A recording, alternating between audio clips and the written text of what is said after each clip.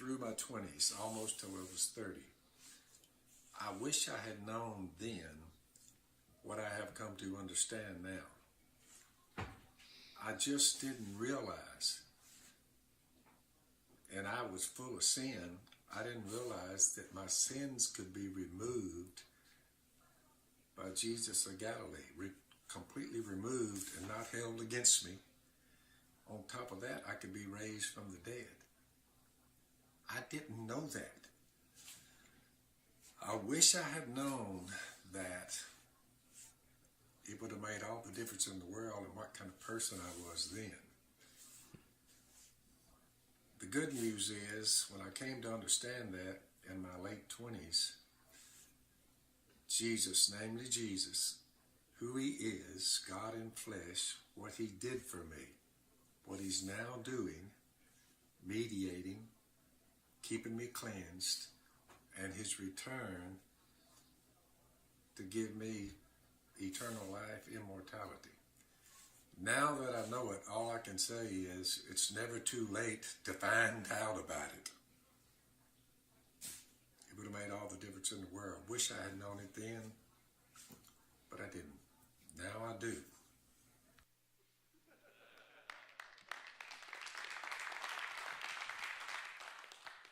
The old Phil thumbs up, right? If you watch the show, you know that's a sort of his signature. I was just thinking when Jason was speaking how proud I am of he and Amanda and just what God has done in their lives. Like he said, we've walked through a lot. I've had a lot of straightforward, difficult conversations with Jason, but he listened. He used to be a praise seeker. But he's learned just to be a giver now, which has made all the difference. So thank you for that, Jason, you and Amanda. I know we did your premarital. We didn't do the ceremony, but we did the premarital, right? And then Nate Middleton, who won something earlier, is another brother who's means a lot to me. Lisa and I did their premarital as well. And, you know, one of the blessings of doing ministry for a long time is you have an opportunity to be a mentor for a lot of people and to be involved in their lives. And that was mine and Lisa's role, and so many was in premarital and what we did in those settings. And, you know, I served as an elder with Nate's dad as well as his grandpa, who was one of my mentors. And exactly what's been talked about here today is what I've experienced for the last 30 years of my life. When I was 23, I went to preaching school and had that 30-year opportunity to be mentored and to mentor others. And so that's what this ministry is about. I really hope you guys have been touched by that and have been moved by that. You know, things happen sometimes too. I was, when Mark was speaking, I went back to get a donut. I felt guilty, but no, not really. I went back to get some coffee. But there was a brother back there, and he was eating a donut. And he said, "Man, I'm sorry, I'm going to have to leave early." And I was like, "Oh, that's okay, you know, stuff happens." He said, "Well, my son back home stuck a bead up his nose, and so I got to get home and deal with that and try to figure out how we're going to get it out of there." And I thought about in that moment, that's real life, right? Your kid's got a bead up their nose. You're here to talk about men sharpening men and what we can do to be better husbands, and your kid sticks a bead up his nose. That's real life. And I said, "Well, you go be a dad, because that's what this is about anyway, and find out more and keep working and doing what you're doing." Which is a great blessing. So I left you guys sort of at the point where I made a turn. And in essence, what happened in the moment when I was sitting on that city street was that I realized that my life was going to end. It almost ended that day, but it was just a matter of time. Between the drugs and the no sleep and almost having a wreck 2 or 3 times, it was just, I was heading toward that, you know, statistic of some young guy in New Orleans that didn't make it. And it happens every single day. I would have just been swept up. It wouldn't have mattered that I was from North Louisiana, that I had a good family, that I wasn't like a lot of kids there who didn't know who their dad was. None of that matters when you're that guy. And so when this police officer was telling me about Jesus and his relationship with him, and I was thinking about home, now as I look back, it was that Luke 15 moment. I mean, there I was. I was in a pig pen of my own making. I looked around, And I realized that there was so much better and so much more. And yet here I was in this place. And Kyle Idleman has a book called Aha, which I love and highly recommend, where he talks about the prodigal son. And he said he had that aha moment, where he has an awareness of where he is. The Bible says he came to his senses. And then he had a humble moment because he said, you know what? I'm in a bad place, but back home is such a better place. But then he does the most important thing, which is the A in aha, is he acts. He says, I'm not going to stay here anymore. And so he makes his move for home. And he makes up a speech. Well, that's exactly what happened to me. Because in that moment, while I was there at that city street, and finally my humility before God, and I had no pride left, because you have no pride when someone has beat the pride literally out of you. And that's where I was. And so the story of Jesus had now intersected my life in a meaningful way. That he had come to earth to die for me. And I didn't realize the facts of this till later, but now I'm at the moment where I'm ready. That his death on a cross would take away my sin. That the tomb wouldn't hold him and he had a chance for eternal life. See, if I'd known that then, and I'd been doing something good and just been attacked on the street, I wouldn't have even been near as fearful, because I would have known that I'm coming back anyway. But in your sin, there's only fear of death. But Jesus' resurrection took away that sin. The fact he went back to the right hand of the Father to mediate for me now was beginning to be a hope for me. And that he would come back and get me, and that he wouldn't leave me there. What a powerful story. And now it had intersected my story. But imagine, show that picture, guys, of young Al. It was by the way, this was my, when I was 18 years old, this was my Rico Suave stage of life. I was working the open collar leisure suit. There it is. Got the hair parted down the middle. This guy knew everything he thought, and he actually knew nothing. But as I'm heading home, after I turned in my 2-week notice at my job, I'm working up a speech for when I get back. And it sounded a lot like, without me knowing it, the speech in Luke 15 that the prodigal son had for his parents when he got back, or his dad. And in that speech, basically I was going to say, look, I know I've messed up. You told me I needed to change. I didn't. I got myself in trouble. But I'd like to come back, and I'd like to prove myself, and I'd like to show you that I can do what I need to do, that I don't expect to be taken in, and I'll just work and earn my way back. And that's basically what the prodigal said in Luke 15. But something amazing happened to the prodigal and to me. Whenever he came home, he was met by a father who gave him no conditions, no list of wrongs, no list of what he had to do to make himself right. He was greeted with a hug and a kiss, a ring on his finger, a robe to put around him, and a welcome home of a feast and a celebration. A lost son had come home. And so the fattened calf was prepared for him, and we're going to celebrate. And really, there's a few lessons I want to tell you about that I've learned in my life, and that was the first one of importance to me. And that is, when sinners come home, they need to be celebrated and not tolerated. In church many times, and I was the big Pumbaa at one point, the idea is that we tolerate sinners. Well, God loves them and we love them, but bless their heart, and then we start dealing with the mess of their lives. That's not the way Jesus viewed it. He viewed it as a celebration when someone made a turn towards him. And in fact, that was the point of the whole parable. It starts out in Luke 15 that he was eating with sinners, and the Pharisee says, what is this guy doing? He should be over eating with us at the religious table, not over there with those guys. So the point of the parable was, that's why I came,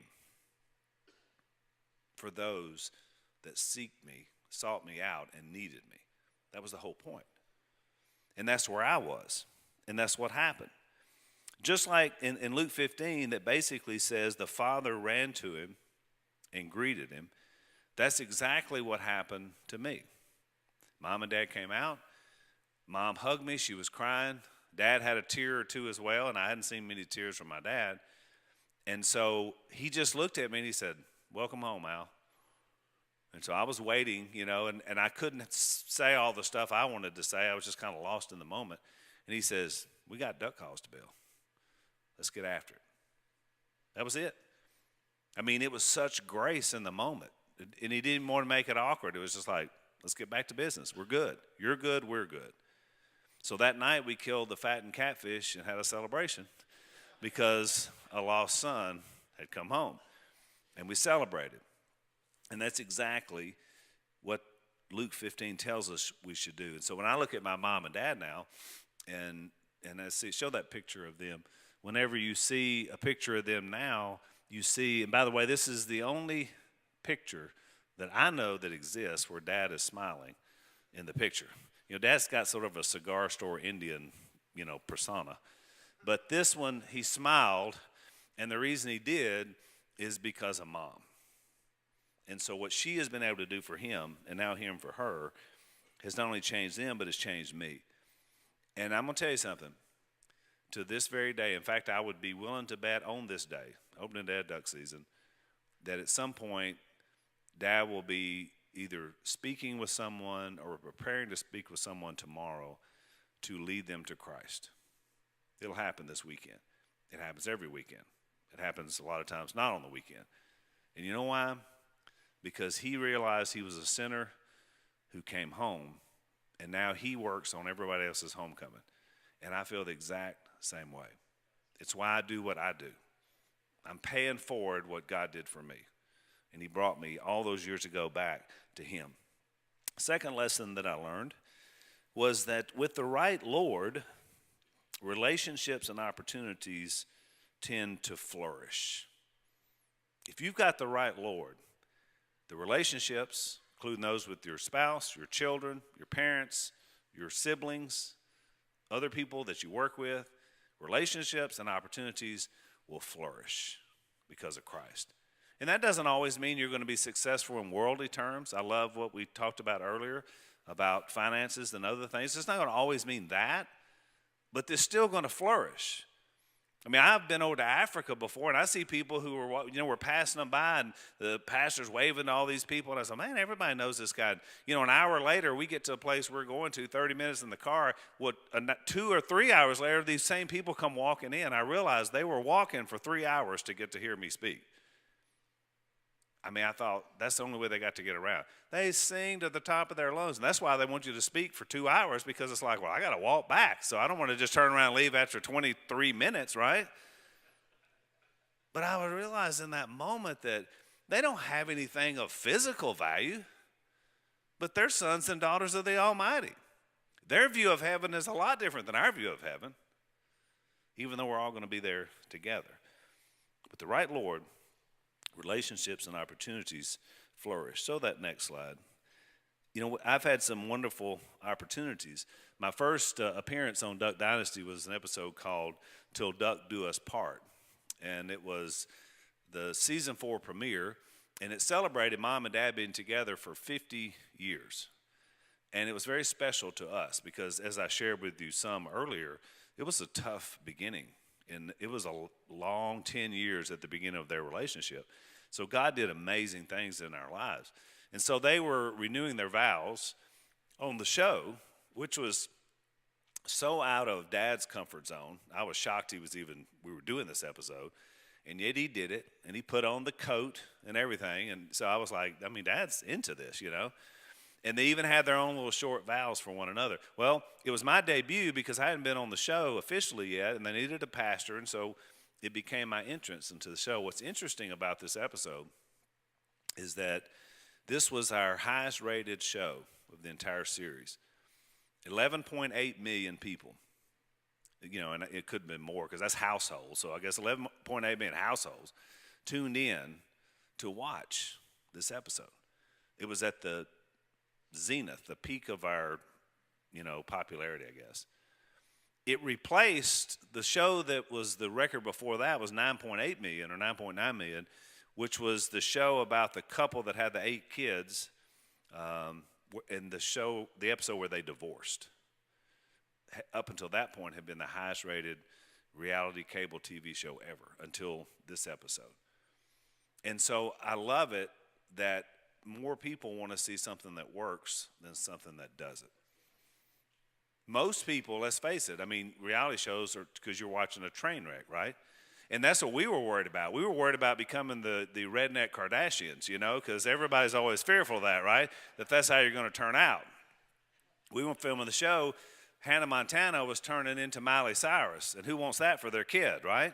So it's all these things you're worried about, and yet the people, the flyover states, the people of Arkansas or Louisiana or wherever, said, yes, 50 years together.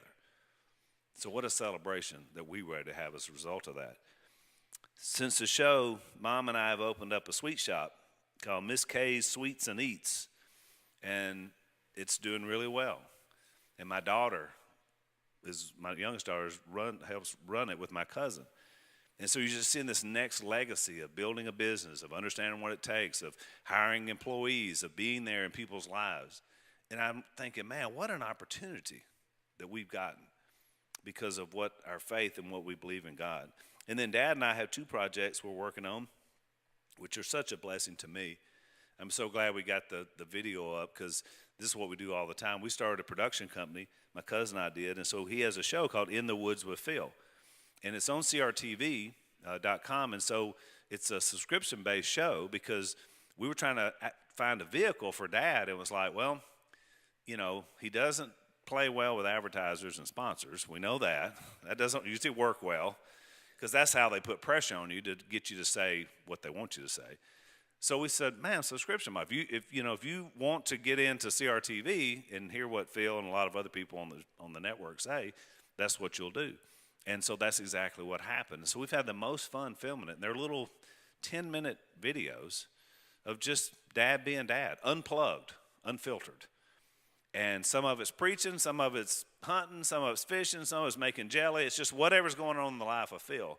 But it always, with Dad, comes back to just what you saw in that little snippet for you guys, is that it always comes back to this is what God is doing, and this is what he can do for you.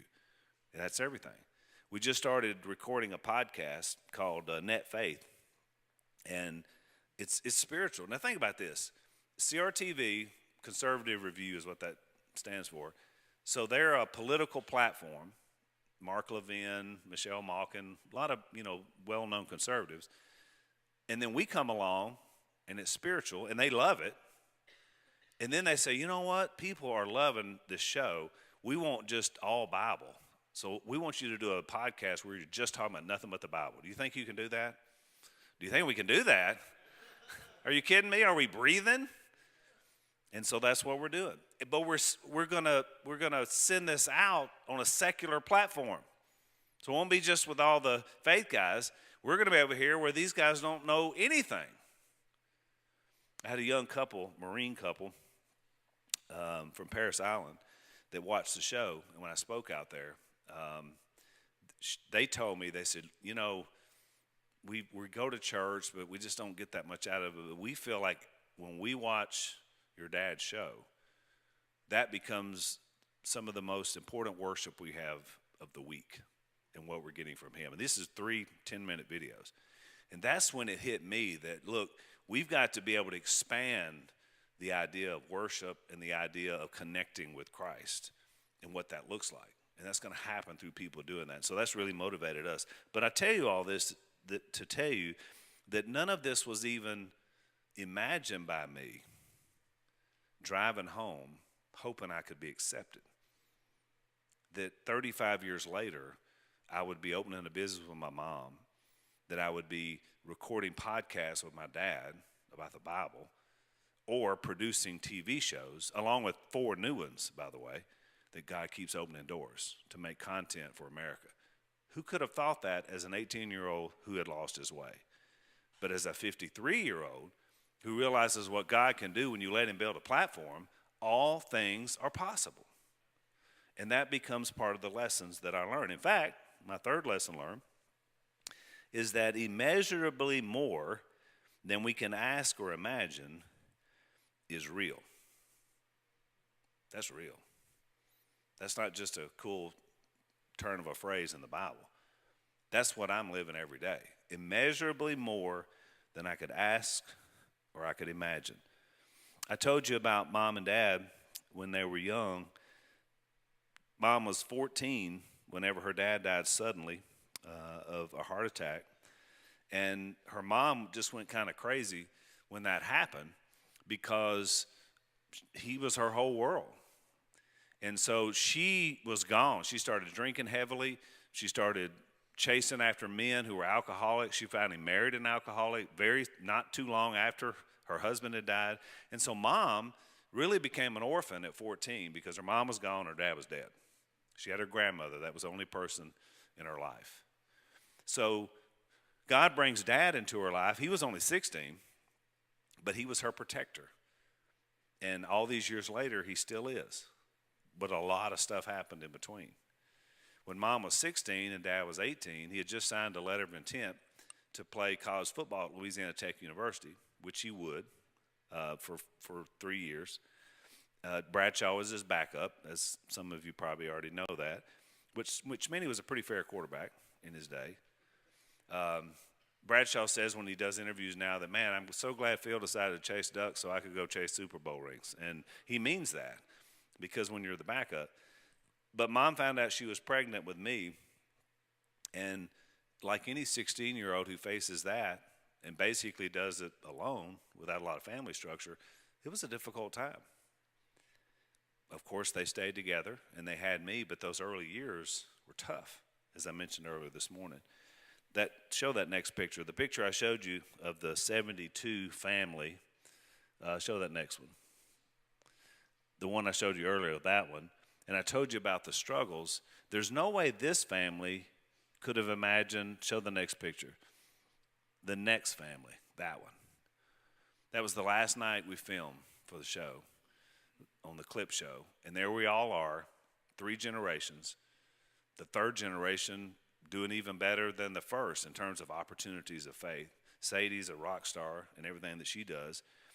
All those things are immeasurably more than we ever could have asked or imagined. And I explained to you earlier how that was possible. That was possible because of humility training in Christ and difficult times.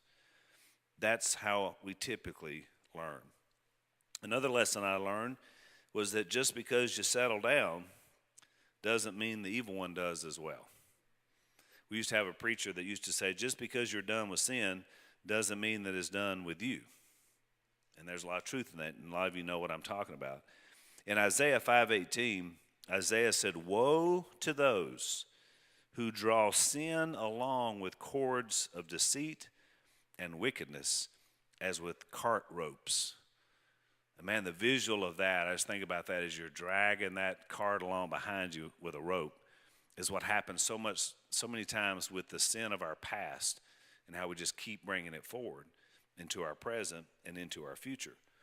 Peter would put it this way: your enemy, the devil, prowls around like a roaring lion looking for someone to devour. See, he doesn't just stop because you said, I'm going to follow Christ. And I had to realize that the hard way. I mentioned to you earlier about this girl I met when I was 17 and she was 15, and she just made it in, by the way. You'll get to meet her if you want to afterwards. But I ran into Lisa during this period of time, and Lisa, when we speak together, she tells about her past, and we wrote about in our book, A New Season. She had been molested by an uncle from 7 to 14. And so just after that ended, is about the time I met her, just less than a year later. And I didn't know it, but Lisa had always been infatuated with me because we were together. She's 2 years behind me in school. I didn't know who she was until we met in high school, but she always had this thing for me. And, she thought I was, as she says, I was like her Prince Charming, that I was going to like pull her out of her life, which had been such a mess because this uncle had molested her. So what happened was, in her formative years of growing up as a young girl and then a teenager, she thought her purpose was to please men because that's what she was being led and told to do, and then be dishonest about it, and you couldn't tell anybody because, of course, this was shrouded in a secrecy. If you tell anybody, you would be in trouble. This will happen, that'll happen. And so as a young girl, that was all in her. And so show that next pic. So when she saw me, show the next one. She saw me in middle school. There I am, Mr. Pinecrest, by the way. It's the only title I've ever had. I'm so proud of it. I peaked in the 8th grade.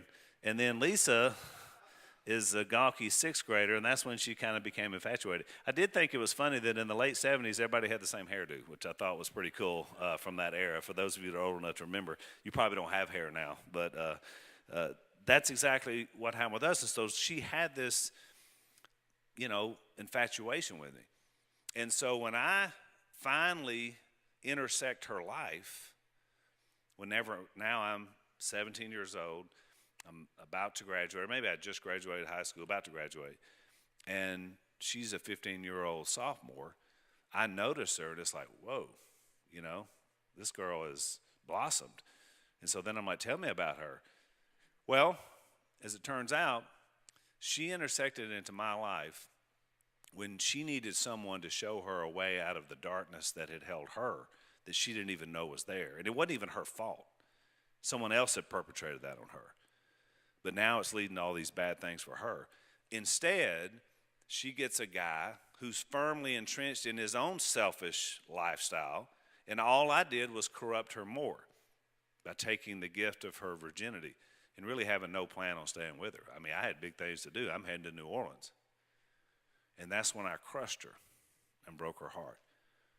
That move that the evil one used very well put her into a complete tailspin of her life. So the whole time I'm down living in full debauchery. That's a good old Bible word, debauchery, and that's where I was at.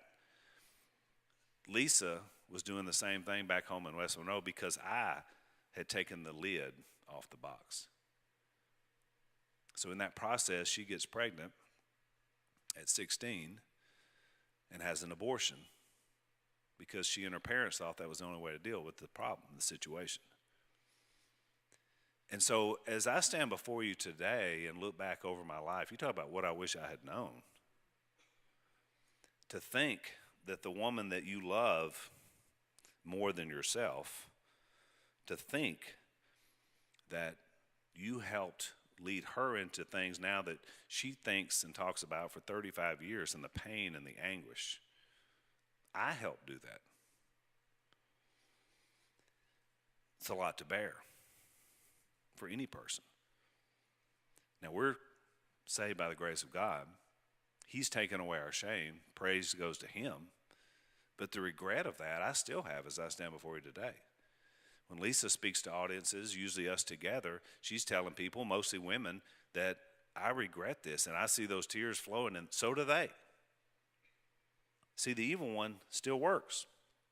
Lisa and I got married, and when I came back home, I changed my life, and I called her, and I was like, let's go out again. I felt so guilty about the way I had treated her. I didn't know about all the stuff that had happened in her life. But I just felt guilty because I thought, I'm ready to start my life new. I know you love me, and you're crazy about me. Let's do this. Let's get together. Of course, she's telling me, she was like, well, I'm dating this guy serious. And, because she was just about to get out of high school, and she said, he's talking about wanting to marry me. And I was like, well, you want to go out Friday? And because I still had some bravado left, even though I was new to Christ. And she was like, well, I do. So she dropped that guy like a hot rock, poor guy.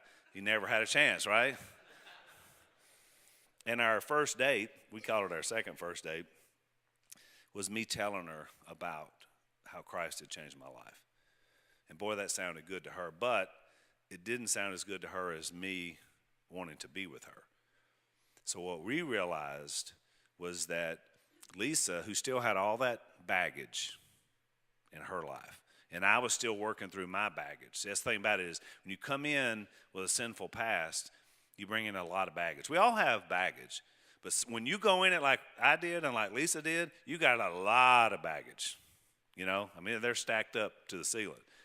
And so we brought that all in together into this relationship, but really didn't know what to do with it or how to deal with it. And so Lisa made me the Lord of her life at the time when I had made Jesus the Lord of mine. Now, it would take years before that would all come to fruition.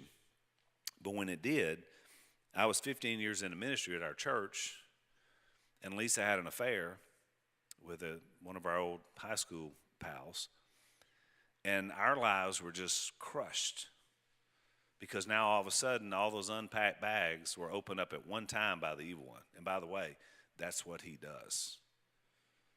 The time bombs of secrecy in your life that you hope that no one ever knows, he's just waiting to detonate it to cause the most damage in your life. Lisa and I just spoke last week, and we talked openly, just like I have to you this morning. And this guy came up to, or it's a gal, and her husband came up to us and met us, and the woman asked Lisa, she said, "Could I talk to you for just a minute?" And so Lisa stepped away with her, and she said, "I had an affair 5 years ago, and I've never told my husband. But when I hear you guys talking about openness and honesty and what it did for your relationship, I'm feeling like I should tell him, but I really don't want to. What do you think?"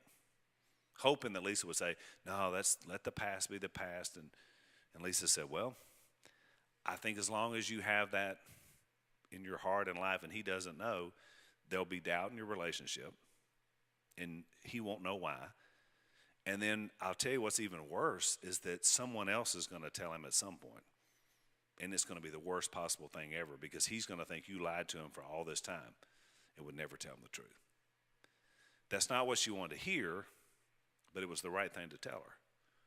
And we just got a note, I think this week, that she told him. And it was hard, just like Lisa told her it would be, and it was tough, but now they're starting on a path to healing. When you detonate your own time bomb, you take away that victory from Satan. Because you're saying, no, I'm going to be honest and open. Let me tell you, as a spouse who was on the other end of that, the fact that finally when Lisa told the truth, it was way better come from her than it had been somebody else. I don't know that we could have survived otherwise, and yet we did. So how do you get past that baggage? And I know some of you have it that are here today. Well, that's another lesson I learned, and that is that God does his best work through trials of fire. That's where he does his best work. Those moments when you got to tell the truth.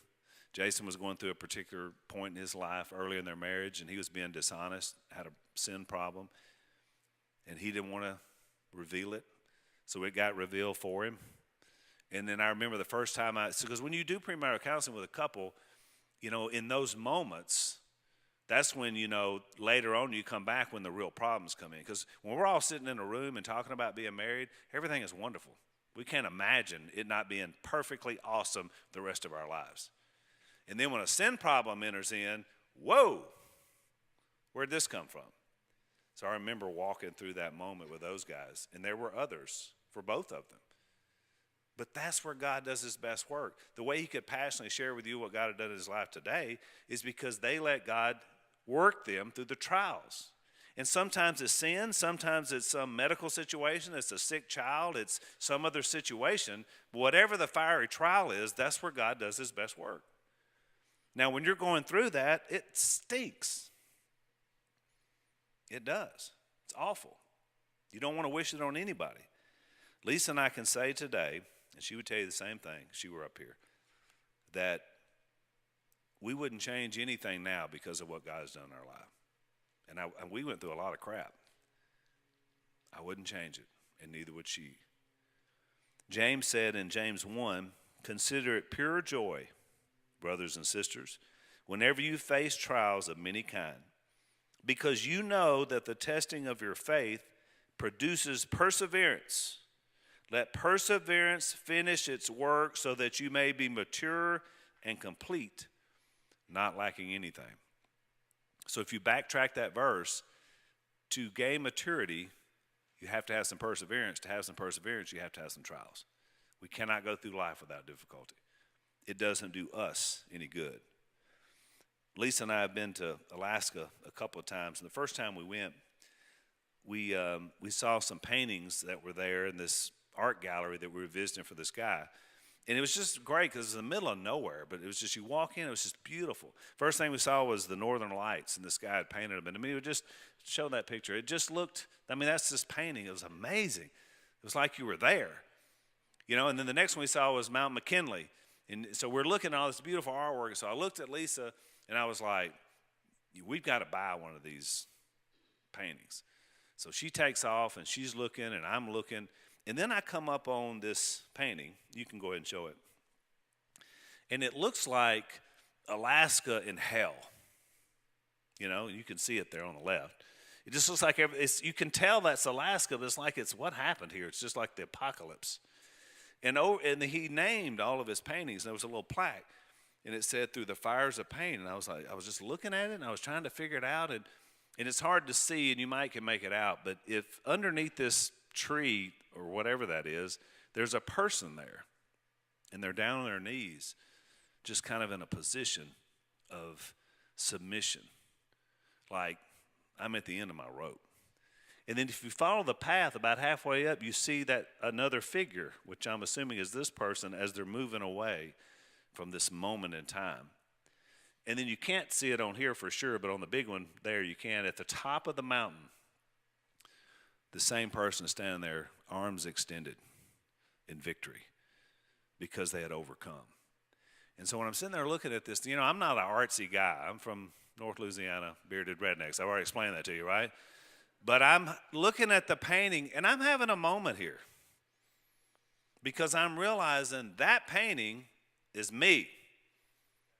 And that painting is Lisa, and that painting is us. We've been in that submissive, desperate moment. We've been down the path where you wondered if you would heal, and we've been on the mountaintop telling other people we're not going to be stingy with the victories of God. And so Lisa came back, and I said, I found the one we're buying. And she said, oh, good, because I've got 3 or 4 for you to look at, you know, shopping mode. And I showed her that, and she said, that's the ugliest thing I've ever seen. It's the only ugliest thing in here. Why would you want that? I said, just wait a minute. Come over here and soak it in, you know. So once we looked at it a while, she said, you're right. That's the one that we need to buy. We bought 2 more since, but that's the one that hangs in our bedroom, our most intimate place, to remind us both that without the power of the Almighty, and without Him being Lord, we don't overcome anything. Out of that affair, Lisa finally made Jesus the Lord of her life and not me. And that changed everything for us. That's been 19 years ago as of last week. We spend most of our time helping other people find their way out of the weeds. And that's what happens when you learn from trials. Our favorite verse together is Philippians 2, 3 through 5, which says, do nothing out of selfish ambition or vain conceit. Rather, in humility, value others above yourself, not looking to your own interests, but each of you to the interest of the others in your relationship with one another. Have the same mindset as that of Jesus Christ. You think about that, those of you who are married, with your spouse. If you woke up every day and said, how can I live to meet her interest the best?